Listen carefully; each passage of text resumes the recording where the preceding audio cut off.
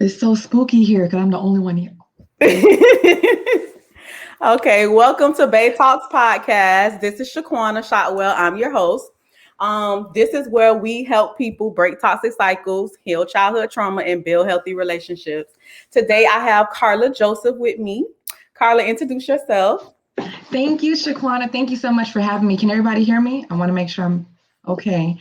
But thank you so much for having me and then allowing me this opportunity to be on this amazing podcast. My name is Carla. I am a board certified family nurse practitioner. I've been practicing, I have been like in the health and wellness space for over 10 years, but I've been an NP for over 6 years. So I'm super excited to be here today to talk about stress and then as it affects us women, especially as it relates to heart disease, because that's such an important topic. I feel like a lot of us don't talk enough about, and it's something that we just had to be more aware of, especially because a lot of it is so preventative. So when something that is preventative, we have to make sure that we're aware of how we're able to prevent it so it doesn't affect us later on. Exactly. And if you all don't know, Carla is one of my colleagues.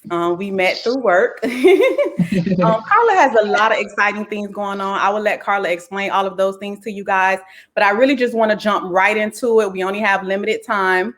But I was reading somewhere, Carla, that 1 in 4 women are affected by heart disease. Well, actually, 1 in 4 women die of heart disease. So how do you believe heart disease affect women in the United States today?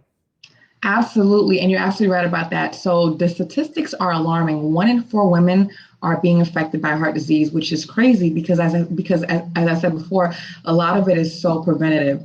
And so when it comes to women, especially Black women, it affects us even more. Those stats are even more alarming. But as it comes to heart disease, what really is it? So a lot of people, talk about heart disease, but they don't know what it really means. So heart disease is just an umbrella term that kind of encompasses a little bit of everything. But the most common form of heart disease is coronary artery disease. And what that is that the blood vessels in your heart, those are being damaged and affected. And a lot of times it's because of high cholesterol, high blood pressure, and that affects those blood vessels in your heart. Other types of heart disease include heart attack. Everybody know what that is. It's just a sudden, it just stops working suddenly. And of course, there's arrhythmias, which can affect the beating of the heart. So your heart is not going to beat properly. It's either going to beat too slow, too fast, or irregularly, and that can affect women a lot. As I said before, high blood pressure. So the force that your heart has to pump again is really, really, really high. And that can be caused by a variety of different things, from not exercising enough, not eating the right foods, inactivity, and being overweight. Especially a lot of women, especially like in the United States, with the type of food that a lot of us are eating, obesity is running rampant, and it's a huge problem. Now, as it comes to women in particular, a lot of the symptoms that you can expect to find, of course, you can have pain like in your jaw, you can have pain in your arm. You can also have like some type of nosebleeds. Sometimes if your blood pressure is super high, you'll get some nosebleeds, things like that. And then with women, you might feel like you're nauseous, or you're just hanging out and you feel like you want to, you feel tired, you're sweaty, and you don't understand why, because a lot of times it doesn't affect men like the same way like it affects women.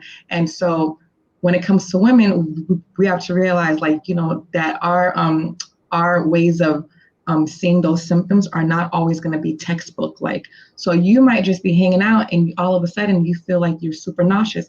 That may mean that you might have a cardiac event going on and you really don't know. So it's always good to be exactly. Yeah. Yes, absolutely. So it's always good to be proactive, getting your checkups regularly, checking your blood pressure, and just, being sure that everything is okay. Because a lot of times, like these symptoms, they're going to creep up on us and we won't really know what's going on until it's too late. So it's always good to be aware about that.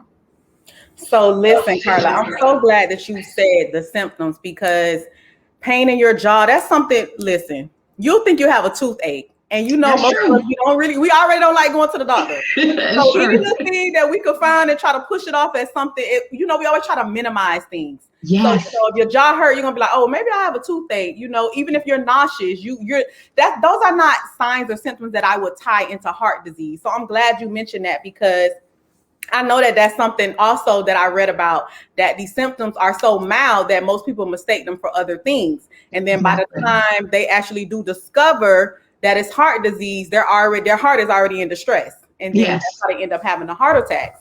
Absolutely. So I'm so glad you mentioned that, because I mean, people really need to know that. And that's why I kind of wanted to do a podcast about this, because I know that, as women, we have a lot going on. We always multitasking. We do so much, we're mothers, we're educators, we're wives, we have businesses, we have so much going on. And then it's hard for us to kind of focus on ourselves at times.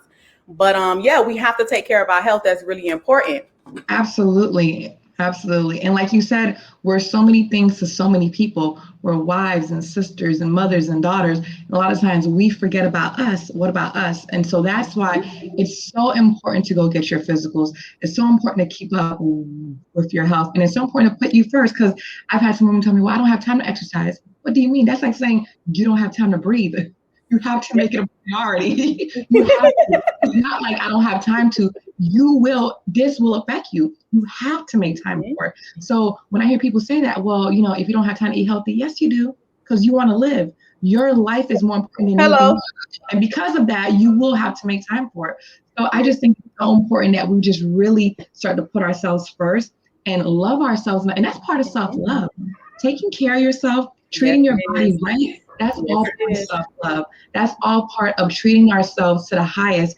And there's just treating our body like the temple that it is. So it's so important that we do that. And I'm so glad you said that, because my whole thing, I always feel like nutrition can fix anything. Okay. Absolutely. I know everybody can't be like me, but when I made a decision to stop eating meat years ago, it was for my health.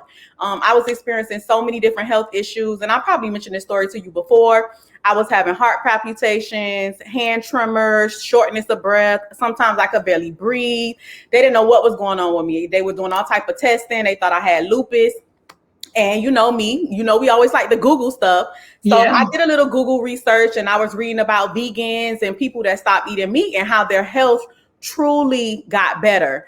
Mm-hmm. So I said, let me try this before you guys put me on all this medication, because I felt I was too young, not because some people, they have to take the medication. But me personally, I just wanted to go the nutrition route first. And I tried it. And when I stopped eating meat, all of those signs and symptoms that I were experiencing, they completely stopped. When I went back to my doctor, she said, I don't know what you did, but whatever you're doing, keep doing that. So for me personally, no meat worked for me. The diet worked for me. I always tell people that most things are prevented. You can't prevent those things, but you have to be disciplined enough, and you have to be responsible. And whether we know it or not, what we put in our mouths is a form of self-love.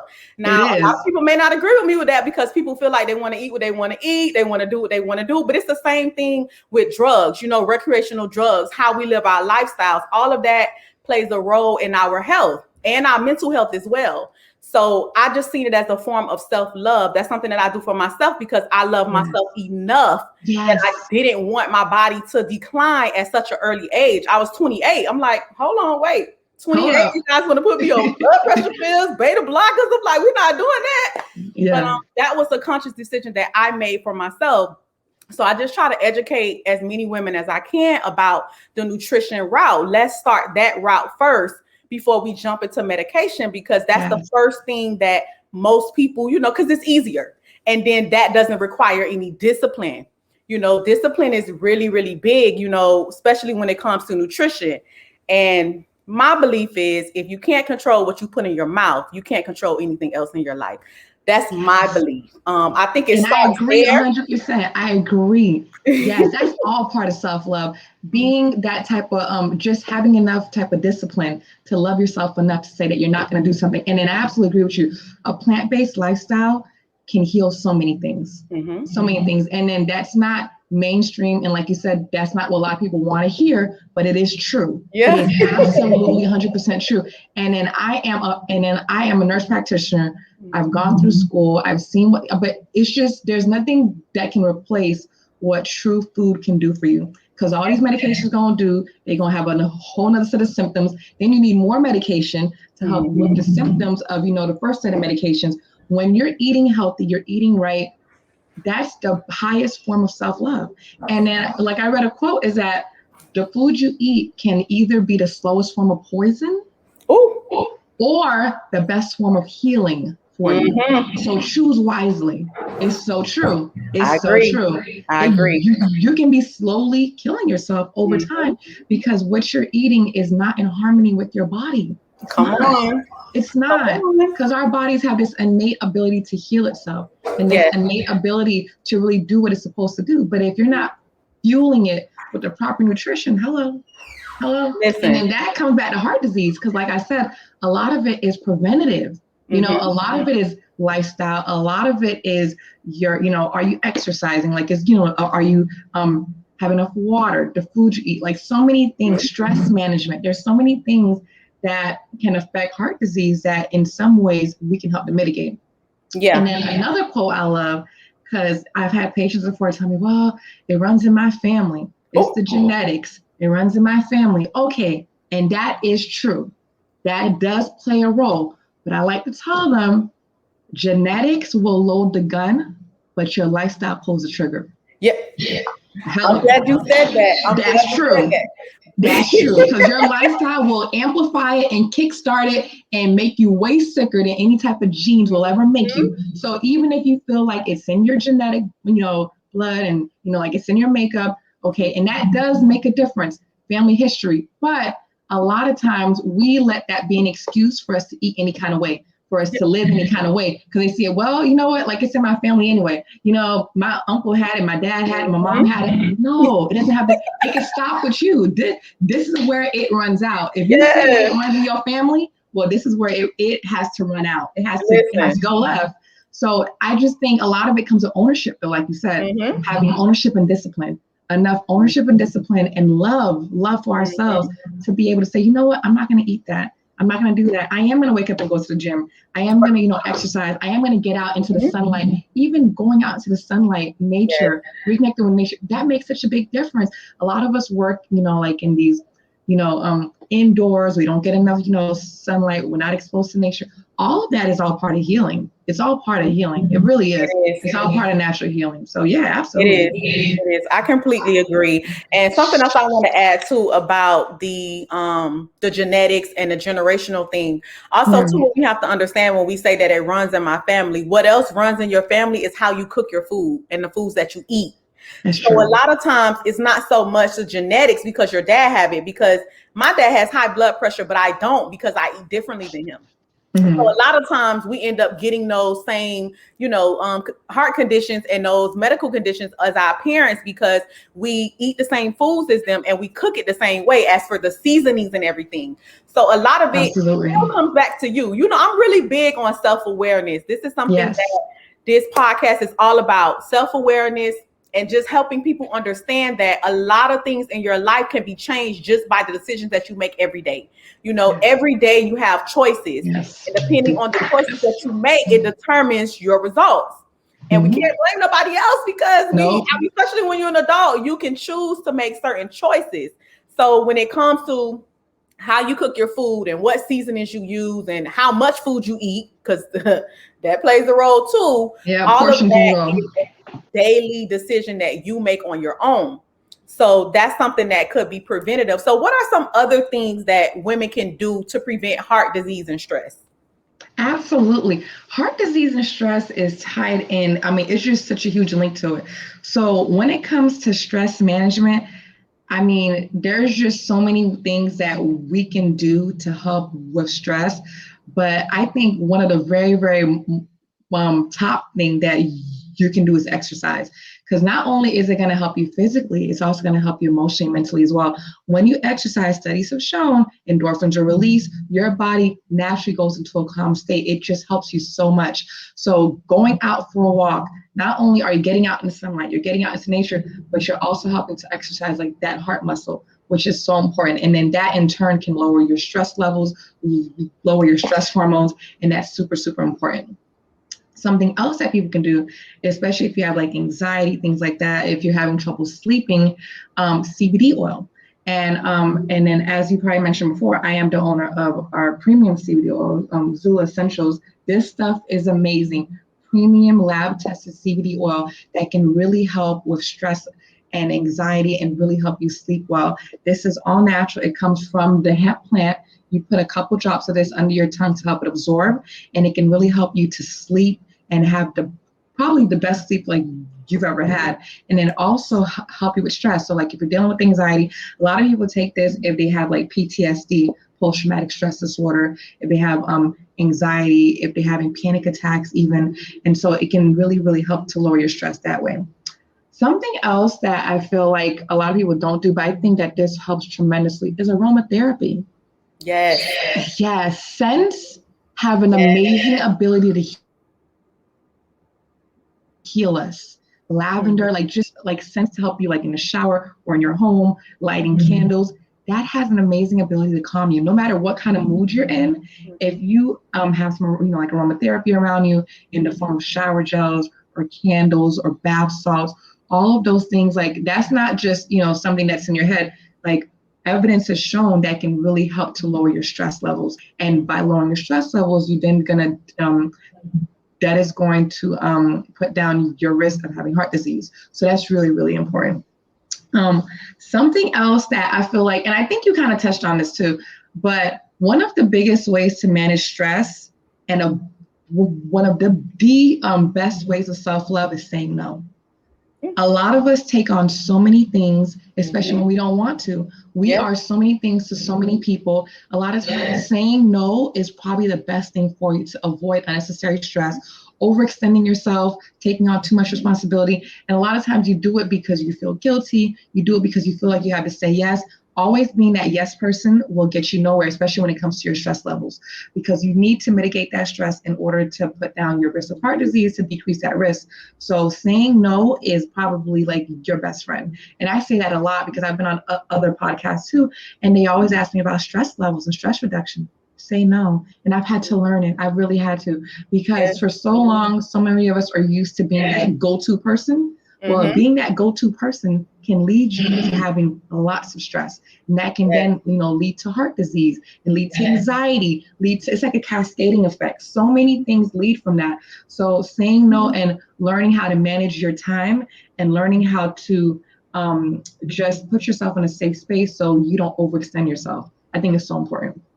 I agree. And what I would like to add to that too, I'm not going to get too much in it because that's a whole nother podcast episode. But always saying yes is a form of people pleasing, which is also a trauma response.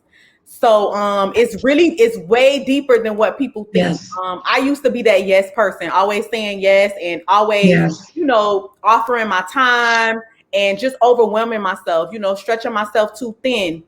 And it's a trauma response. If you grew up around people and you always, seek for validation from people and you always seek to be accepted and you never really receive that, you develop that as a trauma response. So now every time someone asks you to do something, it's, oh, yes, I can do it.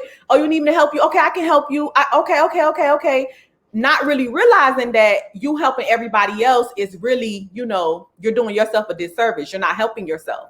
So I'm so glad you mentioned that.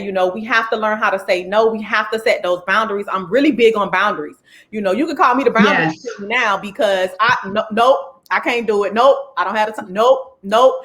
And it's not that I'm being mean, but I have to set those boundaries with people, because another thing too is when you're so used to saying yes, people are not used to you telling them no. That's true. When you start telling them no, hard. They're like, hold on, what? Oh, what's wrong with her? She got an attitude. She acting funny. No, I'm loving myself more. That's a form of self-love. Putting yourself first. It's nothing selfish about putting yourself first. I have to put that out there, because if you are a people pleaser, and so many people are, and they don't even realize it, they actually feel bad when they tell people no. Some people cry, some people mentally, it tears them up emotionally because they're so used to being that yes person. Yes. And when they start telling people no, you have some people that will guilt you. You know how that goes. Some people try to make you feel bad for telling them no. Oh, you can't do that for me. Oh, you always did it. Remember, just because you always did something, it doesn't mean that you have to continue doing it, especially if it's not benefiting you and it's not benefiting your mental health. So I'm so glad you brought that up. I'm going to just get off of that because, like I said, that's a whole nother podcast episode. No, but you're absolutely right, though. And then all of that leads to stress. overextending yourself, always saying yes, it's more trauma. That's a trauma response, like you said, and that leads to major stress. And then you end up being, you just get upset at yourself for saying yes in the first place. You just end up way too tired. It's just way too much going on, and you stressed out for no reason. And then that affects your heart. Yeah, exactly. And then it affects your relationships, because I always tell people this when I talk to my clients. I say, look at it like this.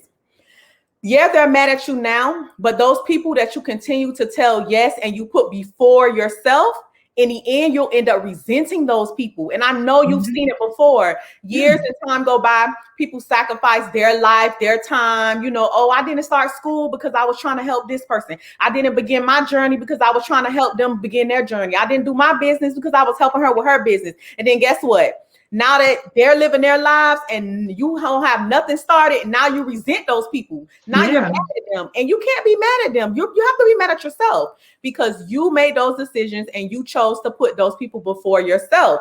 So this is why I tell people, like, self-love is a must. We have to focus more on our self-love, and self-love is not being selfish. It's just saying that I love myself enough to know my boundaries, to know my limits, and to know that this is something that I cannot do because it's not good for my mental or my emotional health. And that leads me to my next question. So how do you feel that, because I know you've had patients that have heart disease or they experience, elevated levels of stress. How do you feel that affects women and their mental health and their emotional health?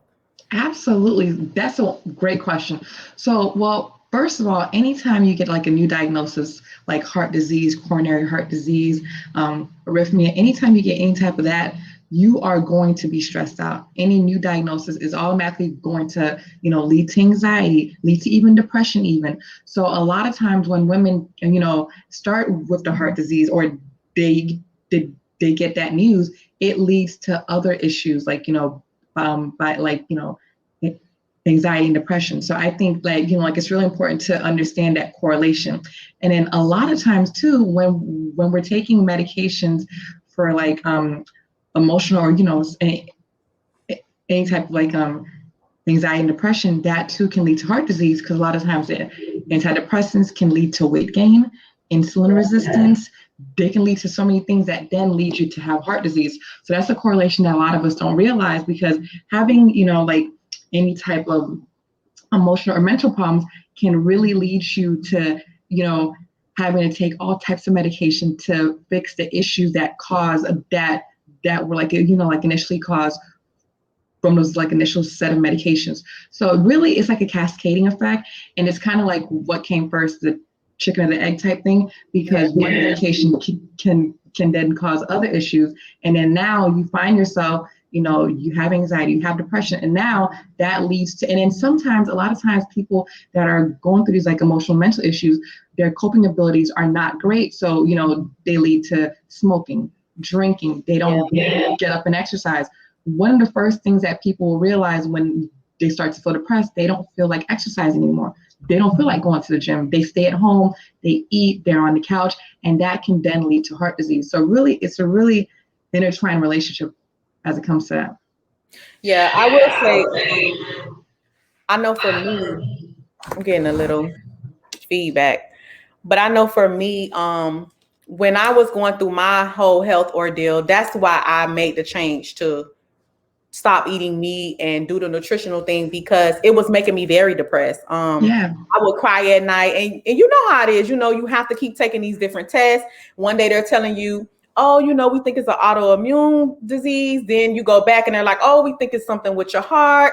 I go to a neurologist, they think it's something with, it was just so much. And I'm like, oh my gosh, you're the doctor, you can't even tell me what it is. So that was extremely stressful, because now I'm at the point where I'm like, okay, the professional, the expert doesn't even know what's going on with me. So that was extremely stressful. I'm a mom with 2 kids. I'm like, hold on, wait, I can't leave my kids. What if I die? That time for me was very scary. So it really took a toll on my mental and my emotional health.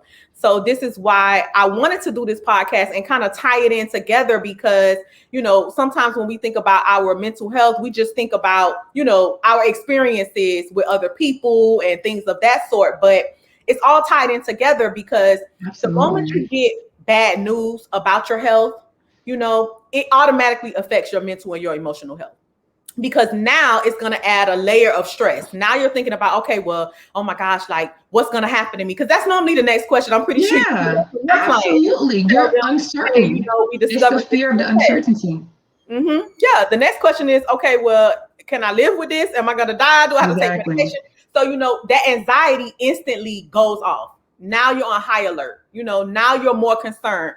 And then it'll affect your relationships that you have with everybody else, because anytime you have anxiety, it's that constant overthinking everything. You're overthinking everything, and you're always overthinking, and you're thinking the worst, usually with anxiety.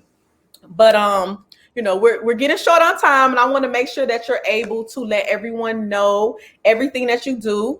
Carla is multi-talented, you guys. She has several businesses going on. She just opened a new storefront, a new spa. I did. Tell us about that, Carla. Thank you, Shaquana. So we are in Coral Springs, Florida. So I just opened up a medical spa in Coral Springs. It's called NutriFlow IV Lounge. I'm actually in the spa right now because I cannot do this at home because my children would have been running around and y'all would be able to hear me. So I'm inside of the spa in our back office, but we're in Coral Springs at the Shops of Heron Lakes. We're actually in the same plaza as LA Fitness and Carvel Ice Cream. So if you're in South Florida, come check us out. We do IV therapy over here. We also do face fillers and Botox and things of that sort. So if you're low on energy, if you want to boost your immune system, if you have hair issues, skin issues, if you want to boost your athletic performance, IV therapy can help with all of that and more. So if you want to check that out and want more information, the website is www.nutriflowiv.com. So check us out there. And I'm super excited because I'm also the CEO of Zula Essentials, which is a CBD oil that I pulled up before. So Zula Essentials is an all-natural hemp brand that really helps with anxiety, pain, and sleep issues. And so it's actually on sale at the spa. So if you're in South Florida and you don't want to wait for shipping, you can come inside of the spa and buy it. It is on sale up front at our storefront. Other than that, it is online at www.zulaessentials.com. So you can check it out over there too. And third business, we're opening the end of this month, actually in 2 weeks. I am the co-owner of a vegan burger joint called Burger Hive. And we're opening down in Davie, close to Nova. We are on University Drive in Griffin Road. So we're hoping to open in 2 weeks. If all goes well, we're still in the last bit of the planning stages to open. So I will be posting about that, but it's called Burger Hive, all vegan, all natural. So we have smoothies and milkshakes and burgers and chicken, 100% plant-based. So come check us out. Awesome. Did you provide the address for the spa? Yes. Thank you, Shaquana. So the spa is at 5619 Coral Ridge Drive in Coral Springs, Florida, 33076. If you're familiar with Coral Springs, it's near Coral Ridge Drive and Wiles Road, and the Shops at Heron Lakes. Awesome. Yes. And where can I follow you on social media? So my personal social media is I am Carla Joseph. For the CBD oil brand, it is going to be at Zula Essentials, and for the spa, it's NutriFlow IV Lounge, and that's on Facebook and Instagram. Okay, awesome. So, Carla, and then for the plant-based restaurant, it's called Burger Hive. So at Burger Hive. And you guys, that's the vegan restaurant. So vegan, 100% plant-based. We're talking about the healthy eating and changing those eating habits and things of that sort, because that can also help with preventing heart disease and stress as well. So, Carla, I really appreciate you joining me tonight. Thank you for having me, Shaquana. This was amazing, and congratulations on this podcast. For tuning in to BAETalks podcast, okay? And remember, if you wasn't able to catch the complete episode, you can go. I'll post the link under the post on Facebook as well as on Periscope, so you can go on the page and you can actually replay it. And then tomorrow it'll be on the podcast platforms as well. Okay. So Thank you guys for joining me. You have a nice night. Thank you, Carla. Thank you, Shaquana. Have a great night. Thank you. Bye.